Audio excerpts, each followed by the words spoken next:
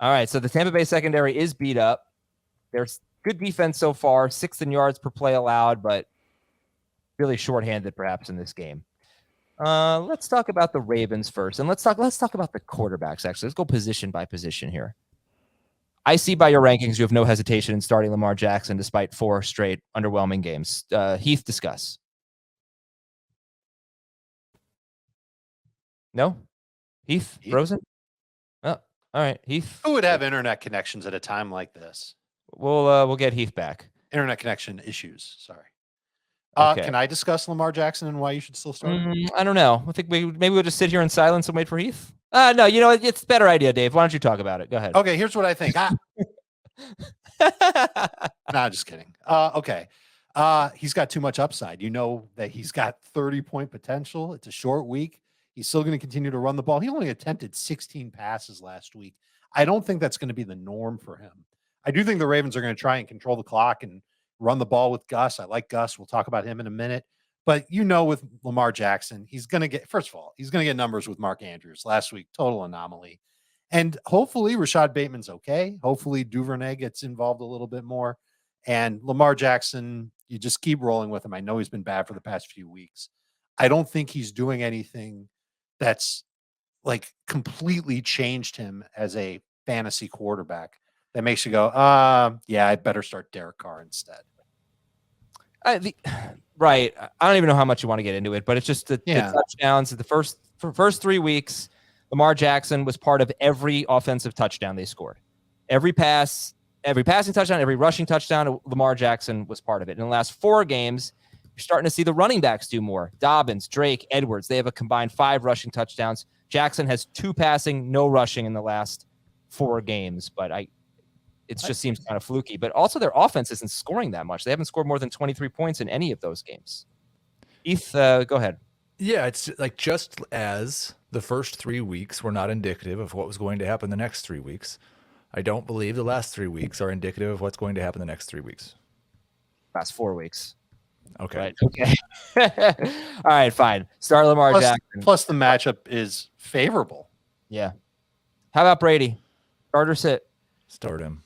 Quarterback's He's a start, but I mean, there's bust potential. I can tell you, I've spent more time studying Tom Brady this week than I have maybe at any other point since he was a young guy in the league. Last week, I don't think the Panthers did anything special to make him look bad. I think he made mistakes that made him look bad. But he also, everybody saw the drop touchdown from Mike Evans. That was one of 3 plays that were really close to being huge, and then we would have no questions at all about Brady. Here's something that stood out to me. This Ravens defense, they know how to get after quarterbacks, and they also know when to not get after quarterbacks. They barely blitzed and barely pressured Joe Burrow a few weeks back. They just played a lot of heavy zone defense and kind of dared him to throw into it. And Burrow didn't have 20 fantasy points. And I wonder if that's what they do against Brady, because that's what a lot of teams have done against Brady, including the Panthers blitzed a little bit more than most defenses against Tampa Bay. But the Panthers didn't get a lot of pressure on him. Brady had time to throw, and he had a lot of self-inflicted mistakes.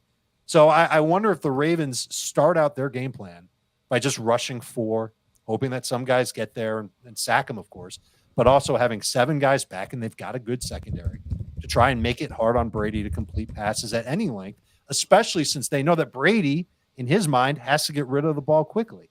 One other historical fact, and you don't have to pay attention to this if you don't want to, he's played the Ravens under John Harbaugh 10 times in his career. He's thrown multiple touchdowns 3 times and topped 300 yards 4 times. And I would argue that this is probably one of the, not the worst offenses that he's been dealing with as far as offensive line and everything else, but not one of the best either. So there's bust potential for him. He might come through with like 275 and 1. I just don't know if I have the stones to start Derek Carr, Aaron Rodgers, that's and the those one guys. for me. I have that decision to make: Carr versus Brady. I haven't made it yet. I don't know if I'm ready to start Carr. The one guy who I am ready to start is Tua. He's got healthy receivers and he's playing the Lions. I'll buy into that over Brady. Heath, Tua or Brady? Tua. Carr or Brady? Brady. Cousins or Brady? Brady. Cousins. Dak Prescott against the Bears or Brady? Brady. Dak. By the way, Dave, Tom Brady is being blitzed less percentage-wise, less this season than at any point in the last 12 seasons. And it's the weirdest thing. No, it makes sense because you could probably get pressure with 4. He does get rid of the ball quickly, and right. Yeah, I mean, that's the real reason why. It is so obvious. It is a lack of weapons that is because it is not Tom Brady. What do you mean?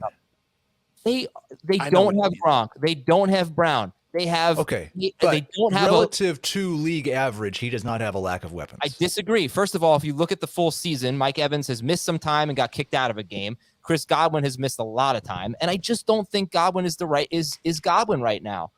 I mean, I watched it all last week. Godwin was not getting Evans was getting open consistently. I really don't think Chris Godwin was, and they are really not on the same page, those two. And look at the red zone numbers. His 3 seasons with goal to go numbers, right? Goal to go completion rate 3 seasons in Tampa Bay, 62%, 50%, 37.5%. Oh, it was so frustrating last week. Okay, so 48.9%, 41.7%, 31.3%. They are missing Rob Gronkowski and Antonio Brown. It's a big deal. Okay, but if Tom Brady needs Mike Evans, Chris Godwin, Rob Gronkowski, and Antonio Brown to be a good quarterback, then he's not a good quarterback. I disagree. He is a very good quarterback. He makes throws that most quarterbacks cannot even dream of making. Justin Herbert or Tom Brady had better weapons this year? It doesn't. It's the point is, I'll say he is not getting enough from his guys. When they're healthy, yeah. Well, they haven't been healthy all year. That's the point. Same thing with Tampa's guys. This year, who's had better talent helping him? Okay, overall, then you might get me to say Brady, because if we're taking injury out of it and what's happened so far this year, then yeah, Brady definitely has.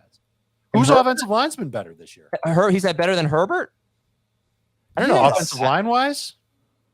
I'm not sure if PFF would agree, but it kind of feels. No, I mean, his weapons. I mean, Herbert, like Eckler's a big deal for Justin Herbert. Leonard Fournette, right? But Fournette's been catching passes too. He doesn't really do anything with it. Like Eckler's a weapon. Like I'm starting Tom Brady without hesitation this week, and the quarterback position's so awful that I can't see that changing in the next month. But to give him a free pass and say the problem is Tom Brady's weapons, it just seems insane. And his line. No, I don't think it's the line. He threw like 4 different 2-hoppers in that game. Oh yes, yes, he just awful passes. He threw 2 straight 4-hoppers. They were both to completely covered wide receivers. They were throwaway passes in the pocket. He just couldn't. No, did you see? Are those the passes inside the 10 that you're thinking of? Yes. Those 2 back to back to Evans and Godwin. I don't think he meant to 2-hop them. There is no chance that Patrick Mahomes doesn't fit that into the window there. Patrick Mahomes might be the best quarterback. Okay, I'm saying Tom Brady is still one of the best quarterbacks. He threw 2 balls up the seam in the. If he's still one of the best quarterbacks, then we shouldn't have any questions about starting him. But it's not because he just doesn't have any weapons. I don't think there's any issue on that, Heath. I think it just depends on who else you have. This year, he has had limited weaponry. That's what I'm saying so far. Compared to what he's had the past 2 years, I agree. Yeah, big time. But I don't think that's the only thing. All right. I think it's a little bit of everything. Running backs, guys. I just imagine Aaron Rodgers, if he listened to our podcast, hearing us giving excuses to Tom Brady for not having enough weapons. Aaron Rodgers says, "What are you talking about?" But like, I mean, Evans missed time, got ejected. Godwin missed time. It just hasn't been the same, you know. For what it's worth, Brady's missed time. He's been a red zone guy for him. It's been an end zone guy for him. All right, so the running backs. start Fournette, right? Just start him. Just start them both. All right. Well, okay. Gus, where do you have Gus ranked? I've got him as a top 24 running back in non-PPR and just on the fence in full PPR. Okay, I shouldn't have said start them both, but I guess is fine. Whatever. No, I mean, you can't quite say that. Like, you just start Raheem Mostert over him. Oh yeah, Raheem Mostert's a borderline top 12 running back. You mean Raheem most start of the week? Mostert. How about Devin Singletary against the Packers? I'd go Singletary too. Yep. How about Najee Harris at the Eagles? I'll start Gus in non-PPR. I did not mean start Gus in full PPR too. Okay, you're rescinding. I'm rescinding I the will Gus rethink Edwards. Gus in full PPR. Yeah. I was really fired up over this Tom Brady weapons thing and wasn't thinking.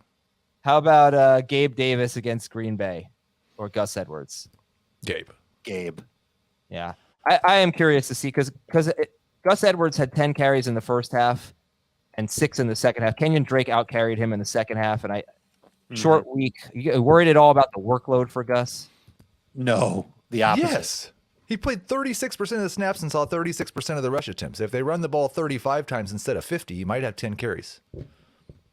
I think they give him more work this week. It was his first game back. He deserves a pass for that. A short week, though, that's the only question.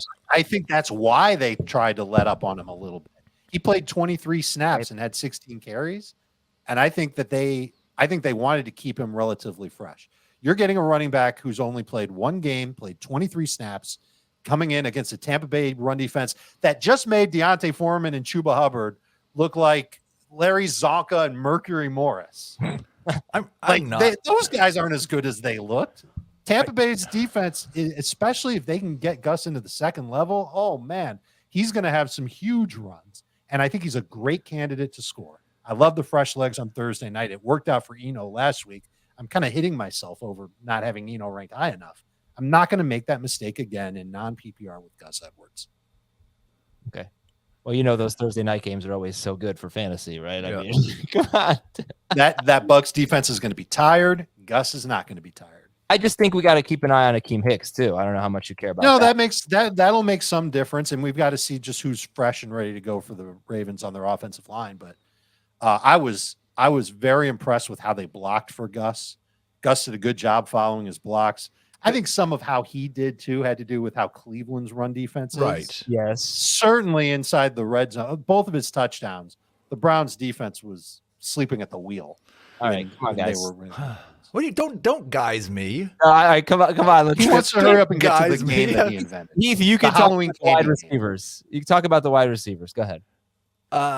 You should start Mike Evans. You should start Chris Godwin. You should not start any Tampa Bay wide receivers. You should not start any Baltimore wide receivers. Baltimore wide receivers, yes. Oh, man, if you can't get the teams right, Heath, I can't give you the. I'm not asking for more. Start Mark Andrews. Heath, you get Cade Otton. Here's your stat of the game. Baltimore has allowed 11.6 or more PPR fantasy points to 5 tight ends in 7 games. They are Conklin, Gesicki, Hurst, Bellinger, and Njoku. None of them had more than 7 targets. Starter sit Cade Otton, who has a pretty just a 12% target share in 2 games without Cameron Brate, but still good production. Yeah, I'd rather stream Irv Smith. I'd rather stream Greg Dulcich. I would not start Cade Otton over Kyle Pitts, but other than that, he's fine.